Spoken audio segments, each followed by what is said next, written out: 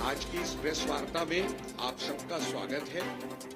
इस प्रेस वार्ता को पूर्व केंद्रीय मंत्री और हिमाचल प्रदेश से लोकप्रिय सांसद श्री अनुराग ठाकुर जी संबोधित करेंगे। वह आज दिल्ली के चुनाव, भाजपा के चुनाव संकल्प पत्र का दूसरा भाग आपके माध्यम से दिल्ली वालों के बीच रखेंगे। मैं आदरणीय अनुराग ठाकुर जी से अनुरोध करूंगा कि वे अपनी बात रखें।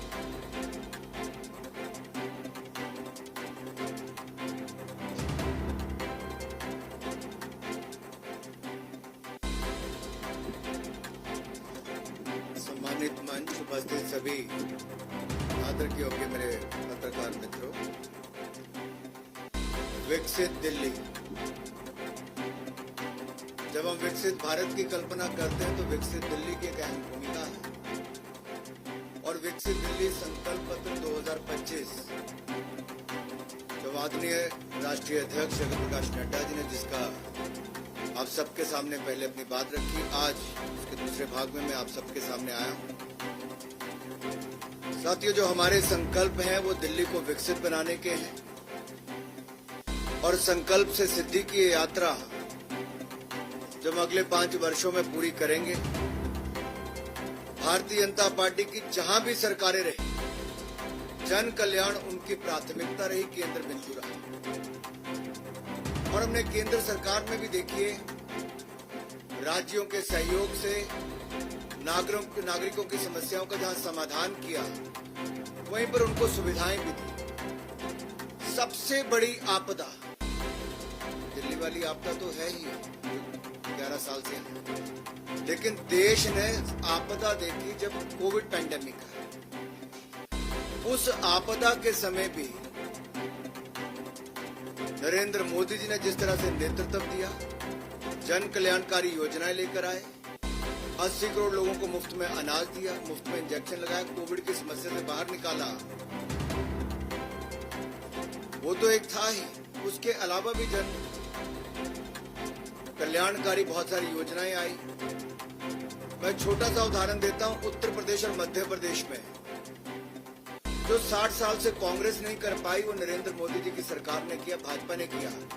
केन बेतवा नदियों को जोड़ने के लिए और उस पर जल विद्युत परियोजना लगाने के लिए 44,605 करोड़ रुपए का प्रोजेक्ट मंजूर किया था। आज वो शानदार कार्यक्रम चल रहा है। हमने जल जीवन मिशन भी चलाया। पहाड़ों में 17,000 फीट हाइट पे भी नल से स्वच्छ जल आता है। लेकिन आपदा ने जल जीवन मिशन दिल्ली में लागू नहीं किया। पूछिए अरविंद केजरीवाल जी से क्यों नहीं किया, आतिश जी से पूछिए क्यों नहीं किया।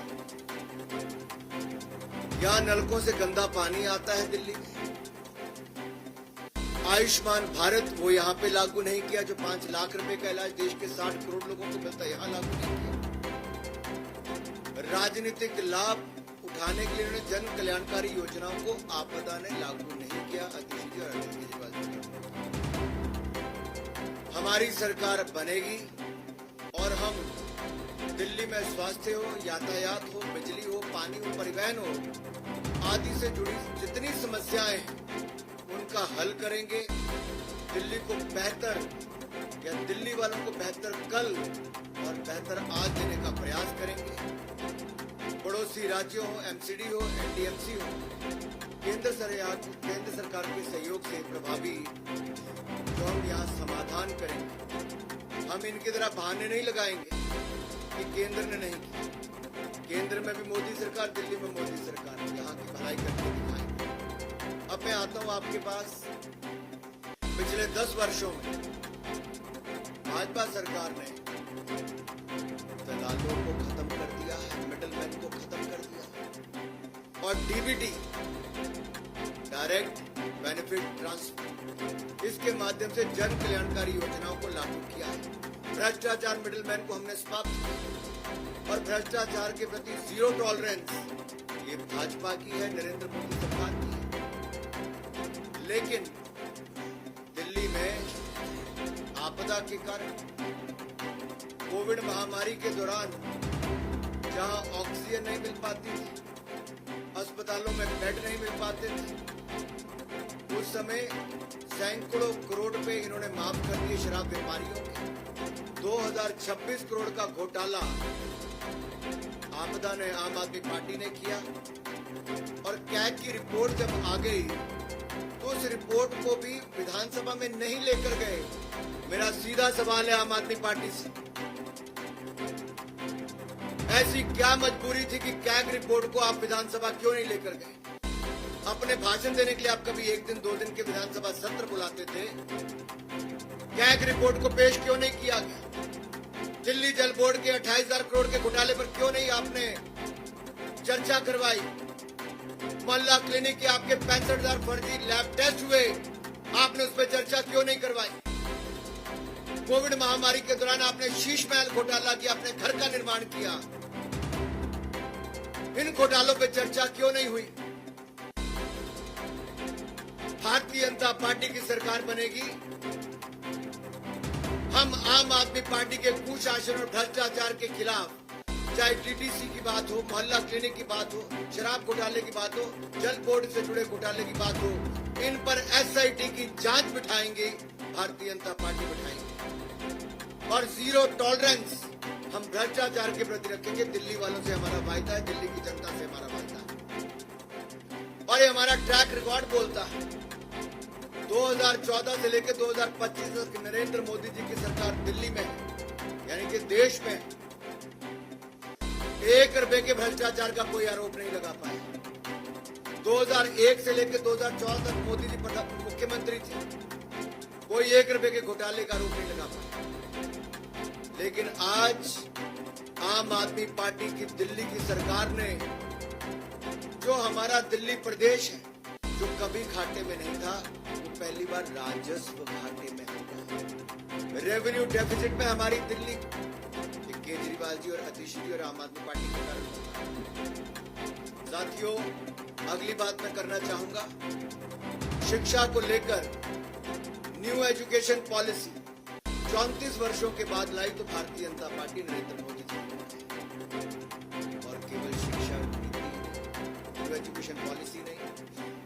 हमने यहाँ पर, मैं आप देखिए 2014 से पहले क्या था, मात्र 16 आईआईटी थे देश में, आज बढ़कर 23 हो गए। 13 आईएम थे, आज बढ़कर 20 हो गए। 9 ट्रिपल आईटी थे, आज बढ़कर 25 हो गए। 8 एम्स से बढ़कर 24 हो गए। 308 मेडिकल कॉलेज थे, आज 706 हो गए। हर जिले में मेडिकल कॉलेज का सपना हमारी सरकार पूरा कर रही है। 157 नर्सिंग कॉलेज अभी हाल ही में हमने मंजूर किए, और यही नहीं, आईटीआई 11,847 से बढ़कर 1.5 गुना ज्यादा 14,955 हो गए। यूनिवर्सिटीज मात्र 723 थी, आज वो 1147 पार कर गए। मेडिकल कॉलेज तो मैंने आपके सामने रख ही दिया। साथियों, यही नहीं, हमने 10,000 से ज्यादा अटल टिंकरिंग लैब खोलने का काम किया है। साइंस को बढ़ावा दिया, साइंस को ही नहीं, साथ ही साथ हमने स्टार्टअप्स को भी बढ़ावा दिया। आज 1,20,000 स्टार्टअप है, 107 यूनिकॉर्न है, और दुनिया में हमारा देश कहीं नहीं था, आज दुनिया का तीसरा सबसे बड़ा स्टार्टअप इकोसिस्टम बन गया है। अब हमारी कल्पना ये है कि दिल्ली में सरकारी शिक्षण संस्थानों में जो जरूरतमंद छात्र हैं, उनको पीजी से लेकर केजी से लेकर पीजी तक की मुफ्त शिक्षा देंगे। केजी से पीजी तक मुफ्त शिक्षा मिलेगी दिल्ली के जरूरतमंद छात्रों को सरकारी शैक्षिक संस्थानों में। जी हाँ, आपने ठीक सुना, केजी से पीजी तक मुफ्त शिक्षा प्रदान करेंगे जरूरतमंद छात्रों को सरकारी शैक्षिक संस्थानों में। और साथियों, यही नहीं, आपको मैं एक बात और बताऊं, जो हमारे अगली मैं बात करने वाला हूं, स्किल बहुत महत्वपूर्ण है, और स्किल देने के लिए हमने जहां एक और कौशल विकास की बहुत सारी योजनाएं चलाई, मुझे कहते हुए प्रसन्नता है। हमने लगभग 1.5 करोड़ से ज्यादा युवाओं को कौशल विकास किया है, उनको प्रशिक्षण दिया है, उनको स्किल देने का काम किया है। और जो हमारे युवा यूपीएससी या राज्य के पीएससी के उसमें पार्टिसिपेट करना चाहते हैं, नेक्स्ट स्लाइड पे अगर आप जाएंगे तो उसमें आपको दिखेगा जहां एक और जरूरतमंद छात्रों के लिए यूपीएससी और राज्य पीएससी के लिए हमने तैयारी के विभिन्न माध्यमों से सहायता प्रदान की। भारतीय जनता पार्टी के गुजरात राज्य हो, मध्य प्रदेश हो, उत्तर प्रदेश हो, यहाँ पर बहुत सफल योजनाएं चलाई। और साथ लगता है अगर आप हरियाणा में भी देखेंगे, हमारे राज्य की जो एचपीएससी है या फिर यूपीएससी की परीक्षाओं की तैयारी करने वालों के लिए हमने एक मुश्त वित्तीय सहायता प्रदान की है। और जो आने जाने में किराया लगता है, लागत आती है, उसकी प्रतिपूर्ति भी हमने की है। लेकिन दूसरी ओर दिल्ली में आम आदमी पार्टी की आपदा वाली सरकार ने घोर लापरवाही की। 15 मिनट की बारिश में सीवरेज भर जाते हैं। ये जो झीलों की नगरी बनाना चाहते थे, झीलें यहाँ पे उत्पन्न हो जाती हैं। और हमारे सिविल सर्विस के जाने वाले जो हमारे ऐसे अभ्यर्थी थे, उनकी डूब कर मौत हो जाती। ये दिया है आपदा की दिल्ली की सरकार ने। लेकिन अब हम दिल्ली के युवाओं के लिए राज्य की विभिन्न प्रतियोगी परीक्षाओं की तैयारी में उनको सक्षम बनाने के लिए एक मुश्त 15,000 रुपए की वित्तीय सहायता प्रदान करेंगे, ताकि वो प्रतियोगी परीक्षाओं के लिए अच्छी तैयारी कर सकें, उनके माँ बाप पर कोई बोझ न बने, हमारे दिल्ली के युवा शानदार रिजल्ट दे सकें और परीक्षा केंद्र की यात्रा की लागत भी और आवेदन शुल्क की 2 अटेम्प्ट तक प्रतिपूर्ति हमारी भारतीय जनता पार्टी की सरकार करेगी। ये वायदा है हमारा दिल्ली के युवाओं से। और दिल्ली के युवाओं से कहता हूँ, ये मोदी की गारंटी है, जिसकी पूरा होने की भी पूरी गारंटी है। अगला मैं आपके सामने रखना चाहूंगा, हमारे अनुसूचित जाति वर्ग के कितनी अनदेखी की। मेरा केजरीवाल जी से सवाल है, मेरा आम आदमी पार्टी से सवाल है, अतिशी जी कहने को मुख्यमंत्री है या नहीं किसी को पता नहीं। 5 वर्षों में जितनी मेरे हाथ पर उंगली है ना साहब, 5 वर्षों में केवल 5 एससी छात्रों को स्कॉलरशिप छात्रवृत्ति दी है इस आम आदमी सरकार ने। आपदा सरकार ने 5 सालों में केवल 5 एससी छात्रों को छात्रवृत्ति प्रदान की है, केवल 5। इन्होंने तो कहा था एससी समाज से हम उप मुख्यमंत्री बनाया क्या? 5 नहीं 11 साल बीत गए। लेकिन भारतीय जनता पार्टी की जहां सरकारें,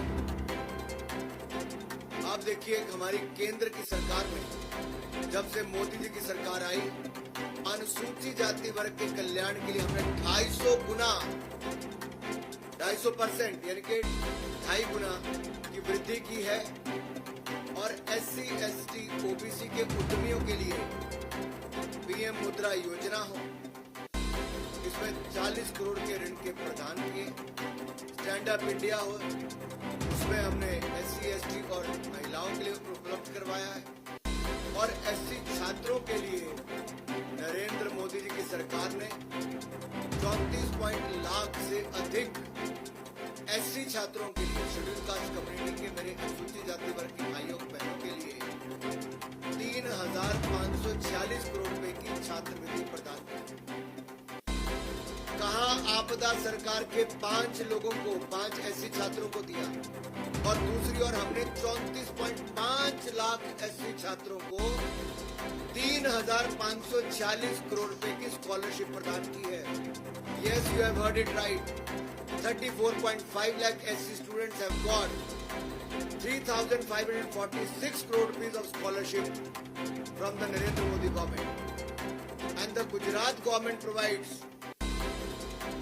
to the SC students who are getting training in the ITI colleges 400 rupees per month as a stipend.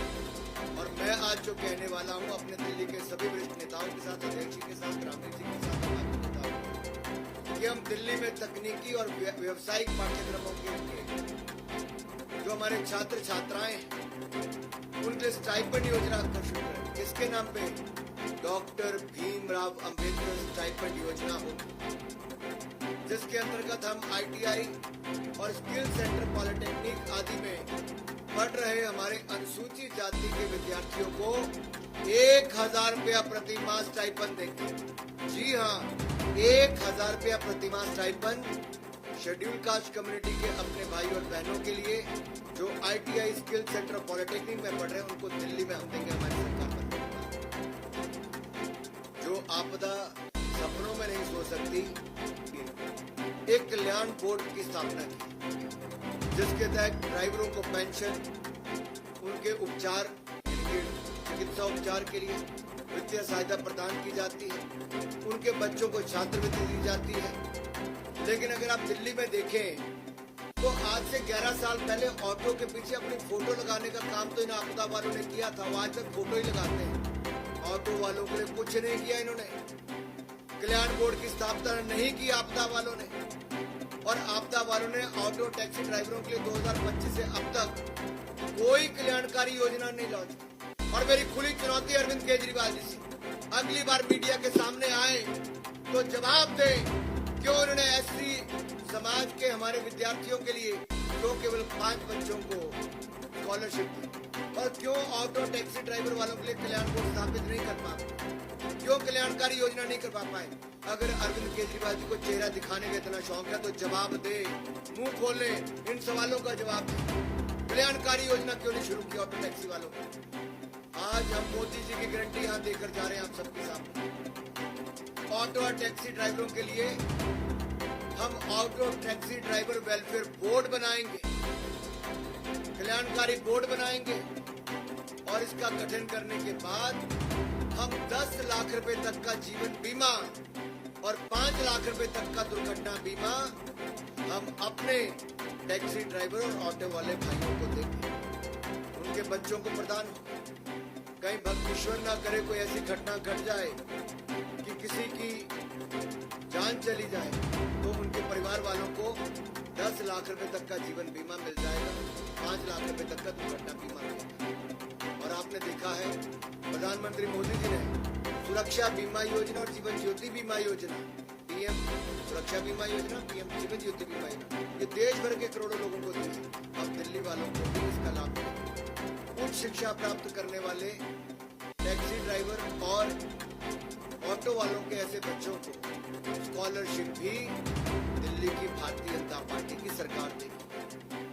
और रियायती, क्योंकि आपको देखिए ऑटो का हो टैक्सी का हो, आपको इसकी इंश्योरेंस करवानी पड़ती है, और इंश्योरेंस का जो बीमा है या प्रीमियम है वो हम उस पे भी रियायत देंगे, यानी कि आपकी जेब पर उसका भी बोझ नहीं पड़ेगा। अगला अगर आप देखिए, जो मैं आपको अगली स्लाइड पे लेके जाने वाला हूँ, पंडित दीनदयाल उपाध्याय जी का ये पार्टी है, हमारी भारतीय जनता पार्टी का कार्य हम लगातार करते आए। प्रधानमंत्री मोदी जी के नेतृत्व में जहां एक और भारत दुनिया के 10वें नंबर से आज दुनिया की 5वीं बड़ी अर्थव्यवस्था बन गया, अगले 3 सालों में हम दुनिया की 3री बड़ी अर्थव्यवस्था बन जाएंगे। वहीं पर 25 करोड़ गरीबों को गरीबी रेखा से बाहर निकालने का काम भी हमने किया। 4 करोड़ पक्के मकान भी बनाकर दे दिए, 3 करोड़ पक्के मकान नए और देने के लिए लाखों करोड़ रुपए और खर्च कर दिया। इनके कुल मिलाकर 7 करोड़ लोगों को देश में पक्के मकान बनाने का काम मोदी सरकार ने। 12 करोड़ बहनों को रसोई गैस का सिलेंडर दे दिया, 13 करोड़ शौचालय बना दिए, 60 करोड़ लोगों को आयुष्मान भारत योजना मुफ्त में दे दी, 80 करोड़ लोगों को मुफ्त में अनाज देते हैं, हर घर को नल से जल देने का हमने काम भी कर दिया।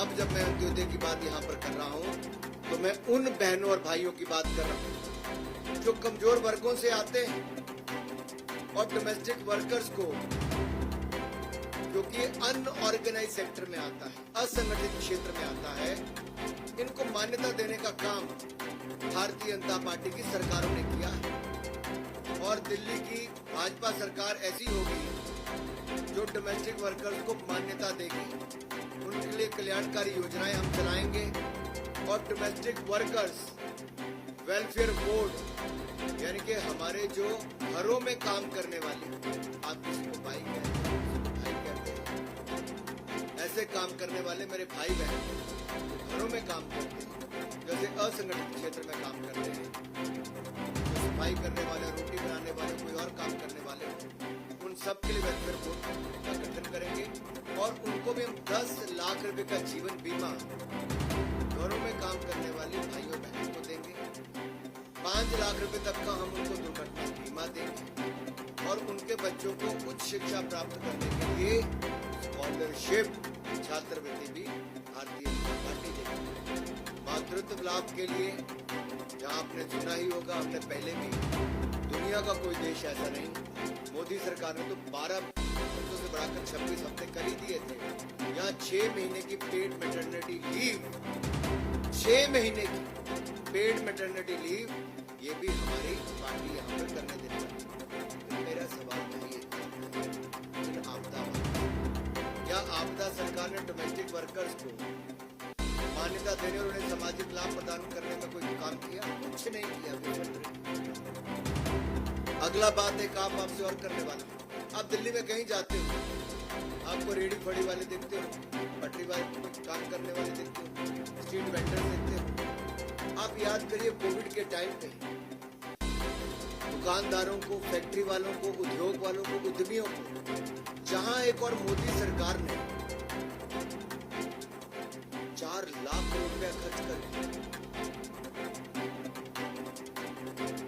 हमने पैसा दिया, 20% एडिशनल वर्किंग कैपिटल, उनके उद्योग बंद नहीं होने दिए, उनको 6 महीने का मॉरिटोरियम पीरियड दिया।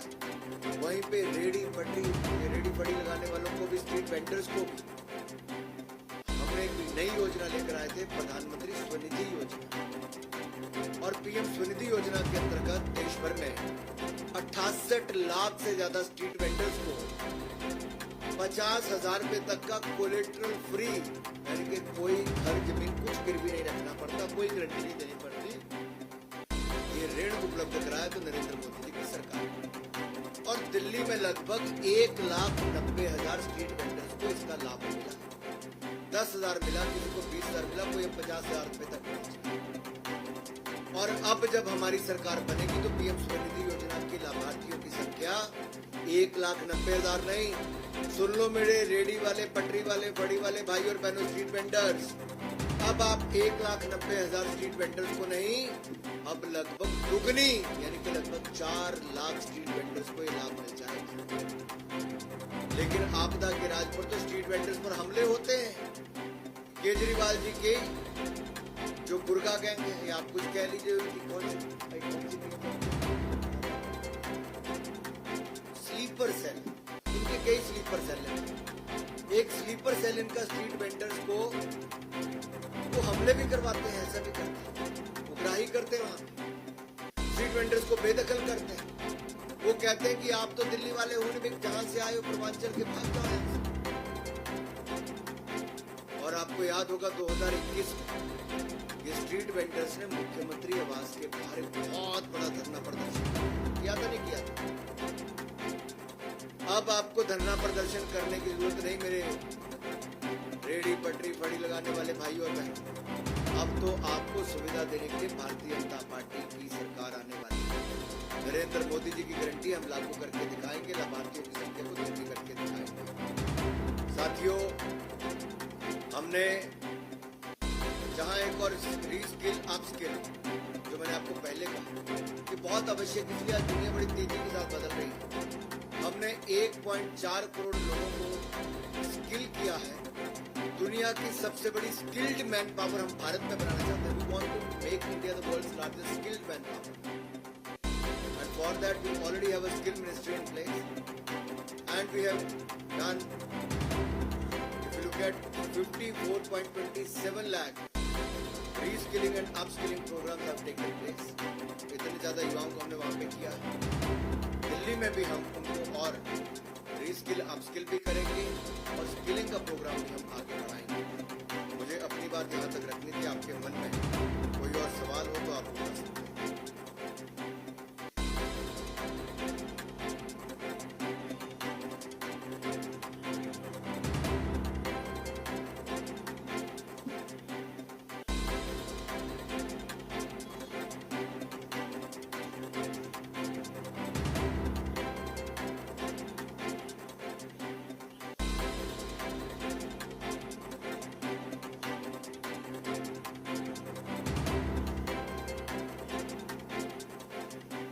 आपका आभारी हूं, आपने सवाल पूछा।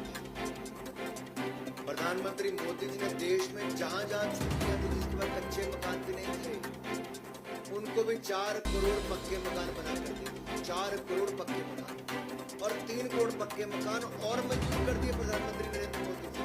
और दिल्ली के झुग्गी वाले मेरे भाई और बहनों से मेरा हाथ जोड़कर निवेदन है, और मैं आपको कहना चाहता हूँ, जहाँ झुग्गी वहाँ मकान। ये नरेंद्र मोदी जी की गारंटी है। झुग्गी वालों को पक्का मकान बना कर देंगे। हम केजरीवाल जी की तरह नहीं है कि मकान खाली पड़े रहे और वहां पर धूल ही धूल है। हमारे व्यक्ति तो जाकर भी आए। अभी क्या किया इन्होंने? आज सफाई कर्मचारी की बात है, बाकी कुछ नहीं किया। 50,000 से ज्यादा है। हम आएंगे, हम पक्के घरों की चाबियां, अपना मकान का सपना पूरा करने का काम ये झुग्गी वालों के लिए करके दिखाएंगे। चाबी देने का काम, पहला काम भी नरेंद्र मोदी जी के हाथ से करके दिखाएंगे। मोहित भट्ट, टाइम्स नाउ।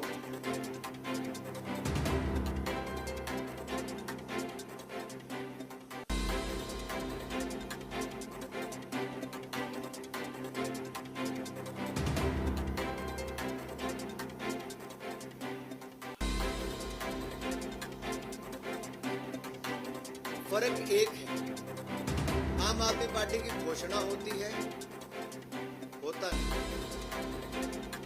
भाजपा जो कहती है वो करके दिखाती है। संकल्प से सिद्धि तक लेकर जाती है, गारंटी पूरा करके दिखाती है। और मैं आपको एक बात याद, मैंने जो सबसे पहला कहा, डीबीटी, अगर आप यूपीए की सरकार का समय देखेंगे तो उनके समय लीकेज होती थी। ऐसी बेटियां जो पैदा नहीं हुई, उनको शिक्षा के पैसे भी मिल गए, उनके शगुन के पैसे भी मिल गए, उनकी मृत्यु पे भी उनके घर वालों को या उनके घर वालों को मरे तो विधवा के भी पैसे मिल गए। ऐसा फर्जी आंकड़े कांग्रेस की सरकार के समय और आम आदमी पार्टी के समय चलते हैं। लेकिन भाजपा ने, हमने आधार कार्ड भी खुला दिया, बैंक खाते भी खुलाए और डायरेक्ट बेनिफिट ट्रांसफर डीबीटी भी करके दिखाया।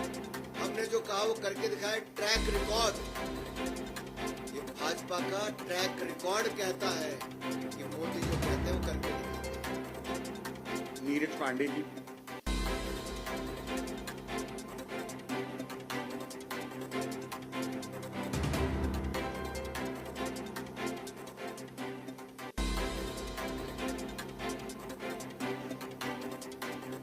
मैं आपका आभारी हूं कि आपने सवाल पूछा।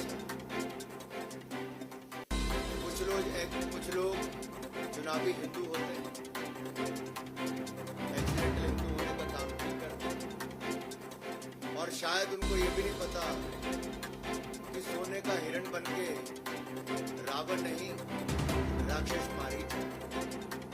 और शायद ये वही लोग हैं आपदा वाले जिन्होंने दिल्ली के स्कूलों की हालत खड़ी कर दी है कि क्लास 9वीं की कक्षा के 1 लाख से अधिक छात्र फेल हो गए। 1 लाख से अधिक छात्र केवल 9वीं कक्षा के फेल हो गए। 2021-22 में ये 28,531 छात्र फेल हुए थे, जो आंकड़ा बढ़कर 1 लाख फेल हो गए पिछले साल। अगर गलती से आम आदमी पार्टी की सरकार बनी तो आप सोचिए आंकड़ा कितना बढ़ जाएगा। जो कहते थे कि 500 नए स्कूल खोलेंगे, मैं आपके सामने पूछा, अरविंद केजरीवाल जनता के सामने आकर बताएं कहां खोले 500। जो कहते थे 20 नए कॉलेज खोलेंगे, क्या एक भी नया कॉलेज खोला है? इनकी अपनी भी शिक्षा और ज्ञान अधूरा है। और दिल्ली के बच्चों को भी ना पाठशाला दी,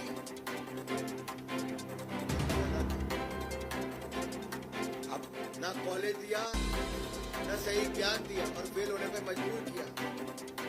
और कक्षाओं के निर्माण में भी 1300 करोड़ रुपए का घोटाला, 1300 करोड़ रुपए का घोटाला। ये दिल्ली विजिलेंस डायरेक्टरेट की रिपोर्ट के आधार पर मैं कह रहा हूँ, 1300 करोड़ रुपए का घोटाला ये आपदा ने किया है आम आदमी पार्टी की सरकार। आप पूछिए। आप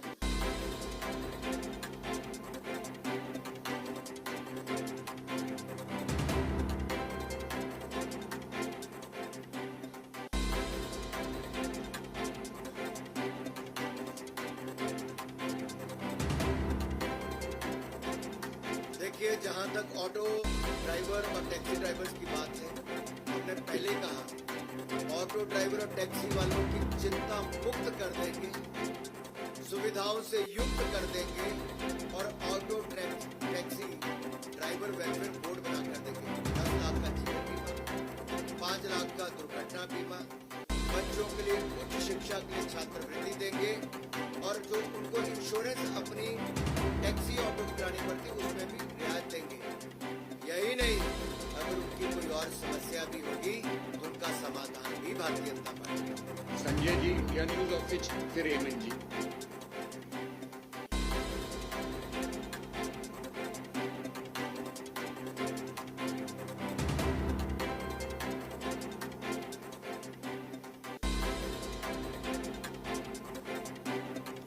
मैं एक सीधा सवाल पूछता हूँ, वो किस पार्टी का विधायक है जिसके हस्ताक्षर हो, जिसका लेटर हेड हो और बांग्लादेशी घुसपैठी और रोहिंग्यों को दिल्ली में फंसने की पूरे कागज तैयार किए गए? ये कोई और नहीं, ये अरविंद केजरीवाल जी, अतिशी जी, आम आदमी पार्टी के नेताओं के इशारे पर, उनके नेताओं के लेटर हेड पर ये जाली सर्टिफिकेट बन रहे हैं, आधार कार्ड से लेकर वोटर कार्ड बन रहे हैं, मुफ्त के राशन खाने से लेकर दिल्ली वालों की नौकरियां खाने का काम रोहिंग्या मुसलमान और बांग्लादेशी घुसपैठिए ये आम आदमी पार्टी के इशारों पर हो रहा है, उनके लेटर हेड पे हो रहा है, उनके विधायकों के माध्यम से हो रहा है, उनके नेताओं के माध्यम से हो रहा है। दिल्ली की जनता से माफी मांगनी होगी कि रोहिंग्या मुसलमानों को घुसपैठियों को शरण क्यों दी जा रही है।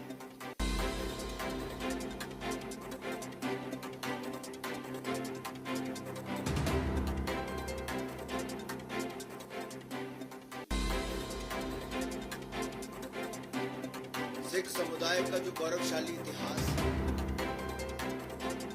एक और उसका उदाहरण दिखता है जब प्रधानमंत्री नरेंद्र मोदी जी साहबजादों की शहादत पर वीर बाल दिवस पूरे देश भर में मनाते हैं। अफगानिस्तान में जब संकट आता है, तालिबान का राज आता है, तो कई बार विशेष जहाज भेजकर गुरु ग्रंथ साहब हो, सिख परिवार हो, उनसे जुड़ी हुई लोग हैं, सबको सुरक्षित यहाँ पर लेकर आते हैं और सरदार हरदीप सिंह पुरी जी, भारत सरकार के मंत्री और भाजपा के नेता सब उनको रिसीव करके लाते हैं। नेहरू जी ने तो हमारे बड़े गुरुद्वारे पाकिस्तान में छोड़ दिए, लेकिन नरेंद्र मोदी की सरकार आई तो हमने करतारपुर कॉरिडोर बनाकर दिया और यही नहीं, हमने हेमकुंड साहब तक रोपवे बनाकर दिया। लेकिन जो कांग्रेस जिसने 1984 के सिख दंगे करवाए थे, जिनके बड़े बड़े नेताओं के कत्लेआम में हाथ पाया गया, एसआईटी की जांच भी अगर सिख दंगों पर 1984 के दंगों पर कराई तो नरेंद्र मोदी की सरकार ने कराई। और यही नहीं, हमने गुरुओं के 550वां प्रकाशोत्सव गुरु नानक देव जी का, 400वां गुरु तेग बहादुर जी का पूरे धूमधाम से देश और दुनिया में नरेंद्र मोदी की सरकार ने मनाया। कांग्रेस ने सिखों के दंगे कराए तो अरविंद केजरीवाल की पार्टी ने और उनके नेताओं ने सिखों को नीचा दिखाने का काम किया। इतने गंदे शब्द सिख समुदाय पर बोले गए, किससे मिलाने का काम किया? घुसपैठी रोहिंग्यों के साथ, बांग्लादेशियों के साथ। आम आदमी पार्टी को इसका खामियाजा भुगतना पड़ेगा, सिख समुदाय कभी माफ नहीं करेगा। एक अंतिम प्रश्न।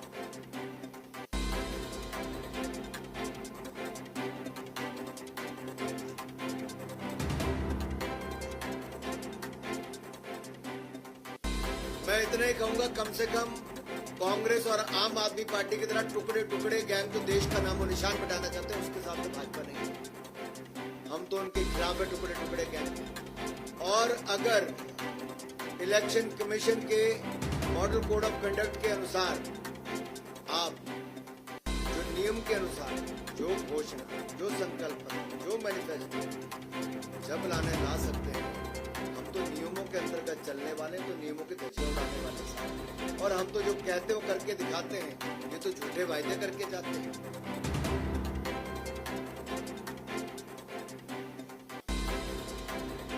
मुझे बताइए, ये जो आम आदमी पार्टी का कोई दूल्हा है क्या? मेरा सवाल ये, कौन है दूल्हा उनका? अरविंद केजरीवाल जी जब मुख्यमंत्री थे तब इनके 15 विधायक जेल गए, इनके 8 मंत्री जेल गए, इनका उप मुख्यमंत्री जेल गया, इनका मुख्यमंत्री जेल गया, इनका सांसद जेल गया। और जेल से सरकार चलाकर जब काम कर रहे थे तो सुप्रीम